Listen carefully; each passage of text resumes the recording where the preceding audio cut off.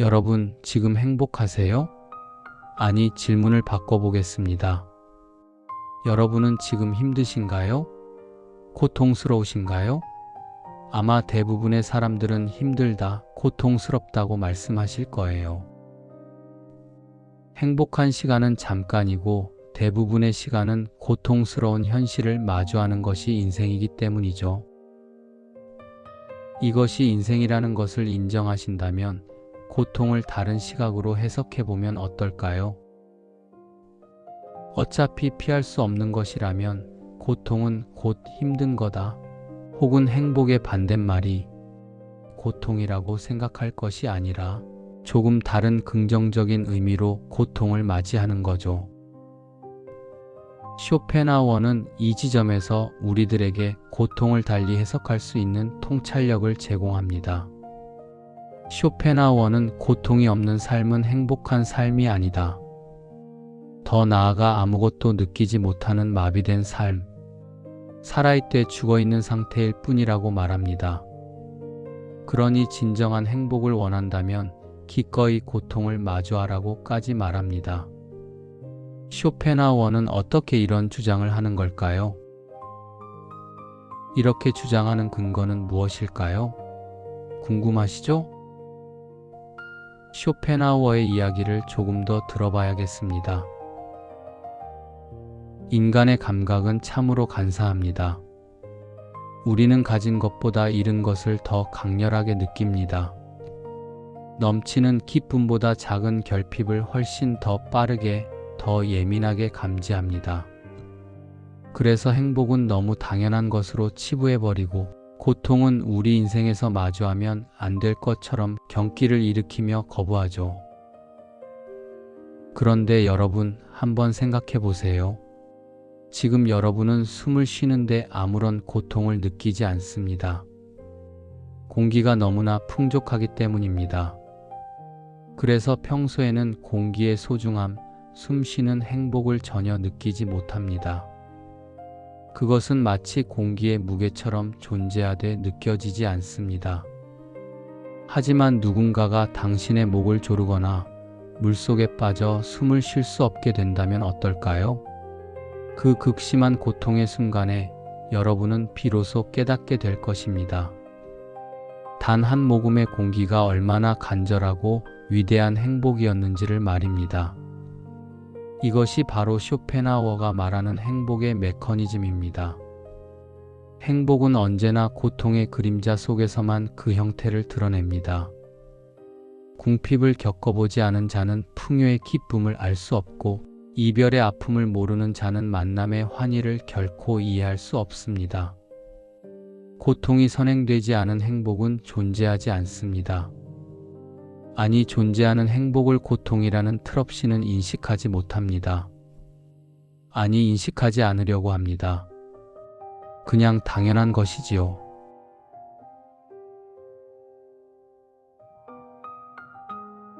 그렇다면 고통이 완전히 사라진 세상을 한번 상상해 봅시다. 많은 사람이 꿈꾸는 낙원 말입니다. 그곳에는 그 어떤 결핍도, 시련도, 노력의 좌절도 없습니다. 모든 욕망은 생기는 즉시 충족됩니다. 여러분은 배고픔을 느끼기도 전에 배가 부르고 외로움을 느끼기도 전에 사랑받습니다. 처음 며칠은 천국 같을 것입니다. 하지만 곧 끔찍한 권태가 여러분을 덮칠 것입니다. 긴장도 없고 변화도 없고 무엇인가를 얻기 위해 노력할 필요도 없는 세상. 의지가 작동할 필요가 없는 세상. 쇼펜하우어는 말합니다. 그것은 평온이 아니라 죽음에 가까운 상태다.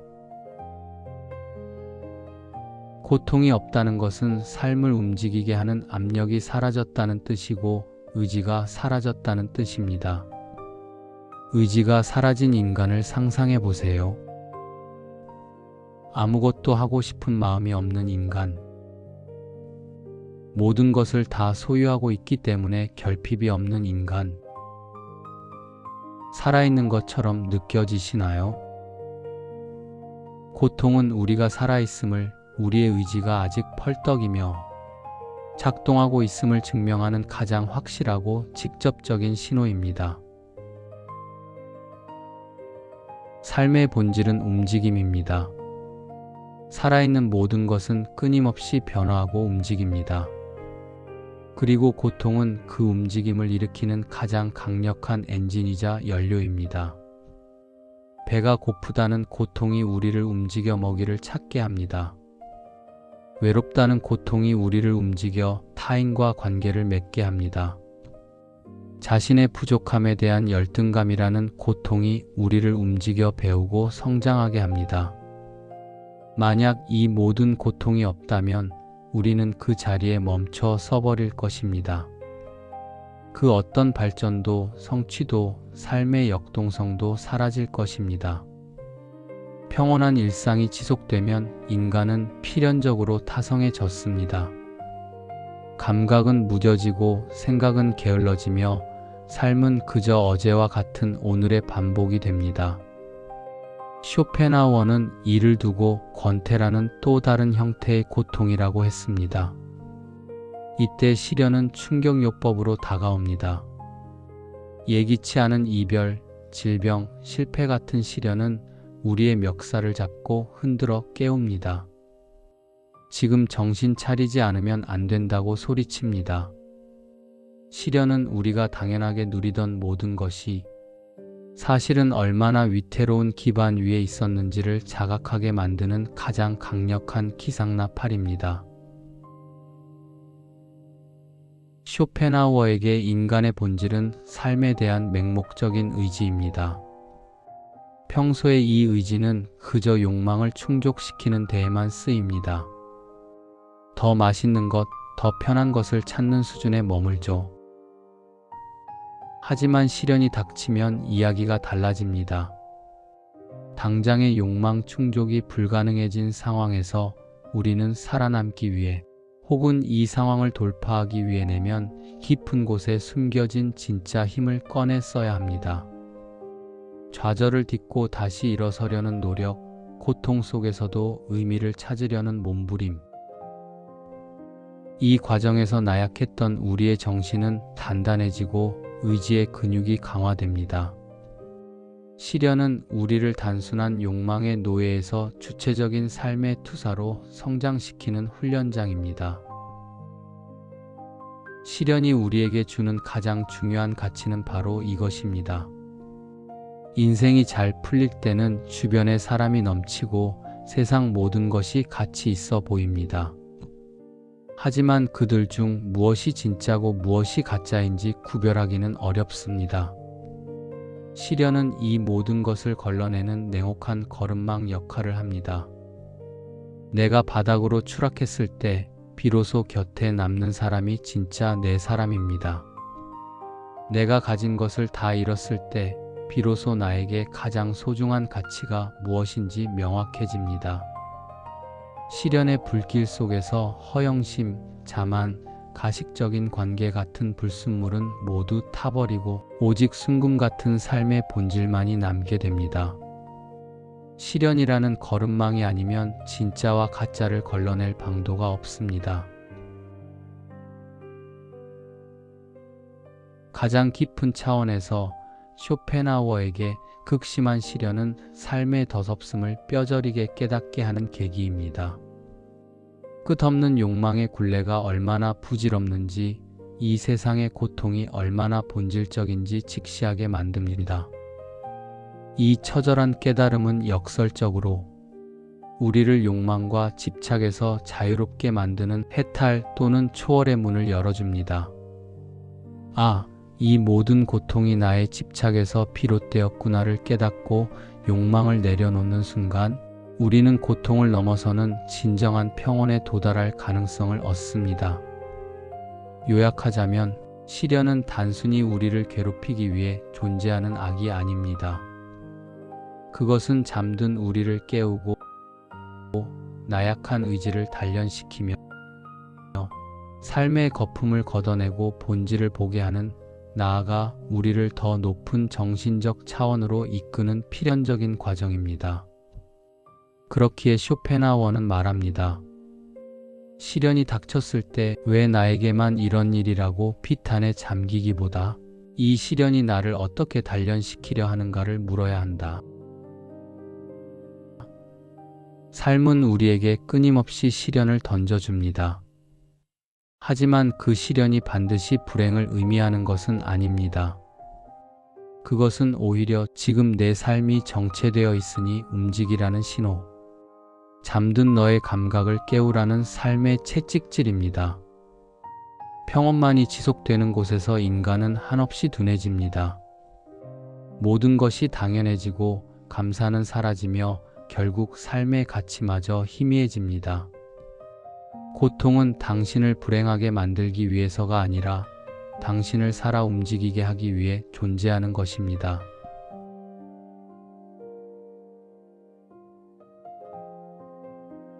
그렇다면 진정한 행복이란 무엇일까요? 쇼펜하우어는 말합니다.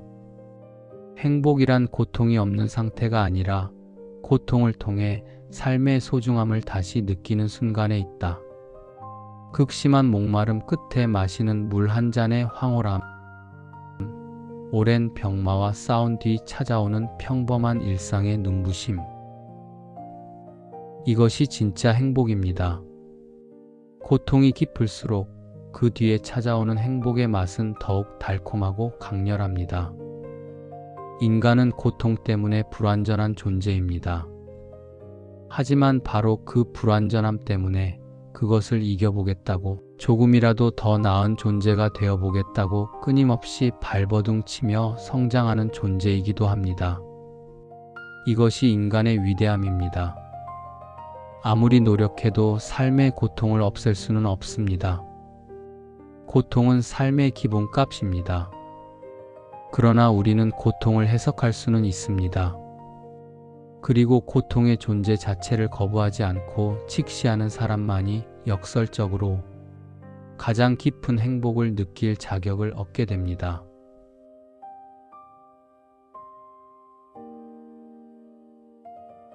이제 고통을 바라보는 여러분의 시선이 조금은 달라졌기를 바랍니다. 고통은 행복을 가로막는 장애물이 아닙니다. 고통은 오히려 당신의 행복을 가장 선명하게 드러내주는 배경입니다. 칠흑 같은 어둠이 있어야 촛불의 밝음이 드러나듯, 고통이라는 짙은 배경이 있어야 비로소 행복이라는 그림이 완성됩니다. 고통이 지나간 자리에 남는 것은 흉측한 상처가 아닙니다. 그것은 삶에 대한 가장 깊고 진정한 이해입니다. 내가 이만큼이나 견뎌냈구나, 내가 가진 평범한 것들이 이토록 소중했구나를 깨닫게 해주는 훈장입니다.